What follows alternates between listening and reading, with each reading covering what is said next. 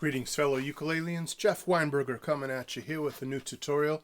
I'd like to continue our series on improvisation, and that was a 12-bar blues in A minor, just like I did in the last half of this tutorial. And it's kind of the same tune, but I did a very different improvisation this time than I did last time.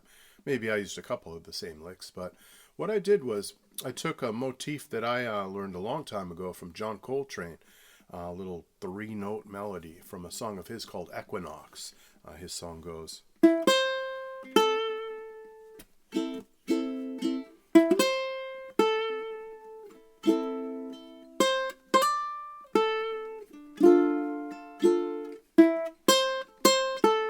etc. It's a really cool 12-bar blues, and it's very minimal. He is known for playing a lot of notes, John Coltrane, on his tenor saxophone, but he sometimes did really succinct, touching melodies that didn't use a whole lot of notes, and that's one of those rare John Coltrane tunes like that. And so that motif is a great demonstration of how to take just a few notes and get a lot of impact out of them.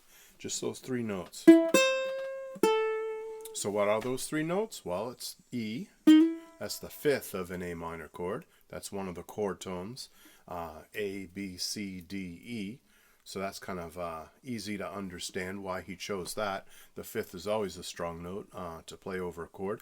But then he went up to the 3rd, the very bluesy minor 3rd, the note C. Used that E kind of as a pickup, and really the main attraction was the C note. And then he went to the note A, which is the root. That's the tonic. That's the key we're in, A minor. So obviously A is going to work. So just that combination of 3 notes is very powerful. And so we can come up with our own combinations of notes, otherwise known as a motif. A motif is a short musical idea, usually 2, 3, 4, 5 notes, nothing more than that. Anything longer than that is a phrase. But we're talking about motifs, which are very short musical ideas that then you can take and expand. You can play a short motif, come up with just a few simple notes, when any of you are capable of doing that, and then take that and change it somehow. Theme and variations, you know. Transform it as you go, or expand on it, augmentation, or make it shorter, make shorter phrases out of it, diminution. So there's all these great techniques. There's inversion, there's counter melodies, there's counter motifs, etc. But we're just going to talk about taking a simple idea and transforming it. So let's come up with an idea that's our own original material, not John Coltrane's idea. How about this? I took the note C and I went down to the note A. Now it has a definite rhythm to it. Da da da da. 1 and 2, 3. So that's 2 eighth notes, a quarter note, and a half note.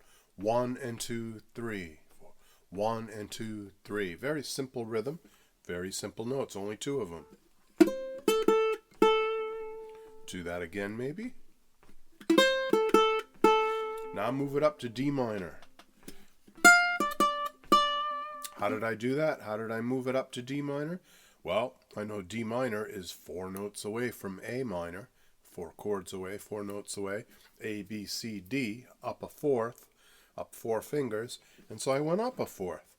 And that gives me the 8th fret and the 10th fret. Now back to A minor. Do it up here for E minor, the 5 chord.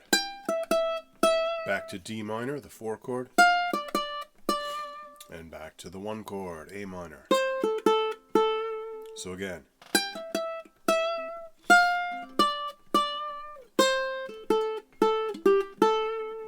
You can also change the phrase a little bit. You don't have to play exactly the same phrase. You could transform it when you go up like this.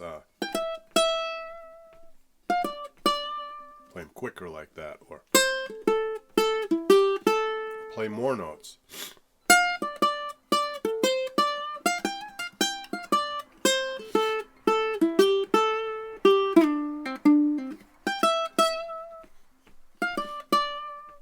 So all those notes are winners, no matter where you put it, whether it's on the A minor chord, whether it's on the D minor chord, whether it's on the E minor chord. Those are two very strong notes on top of each chord. It's the minor third and the root. Minor third and the root. Minor third and the root. So that is one of the strongest kind of statements you could make, is to play notes in the chord rather than whole scales. Notice I didn't run through a scale. I didn't go.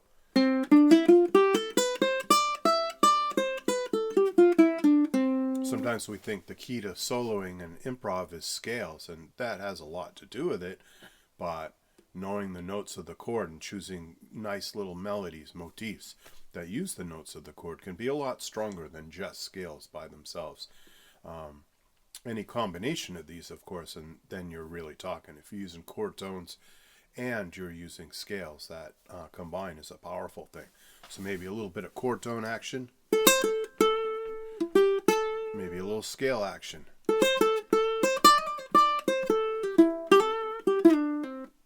Then maybe some more chord tone action. A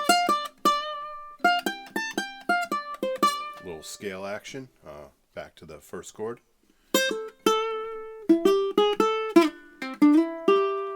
And maybe more chord tone action. Stay with chord tones. Chord tone. Scale. So just that very simple concept of using chord tones and then a little bit of scale and then connecting this stuff together to match the chords that you're playing over really works. And what chords are we playing over? Just to review: A minor,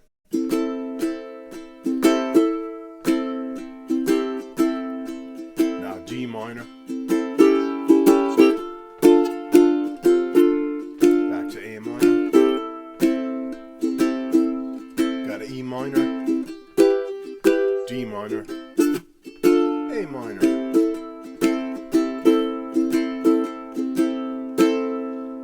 Very simple 12-bar blues in A minor.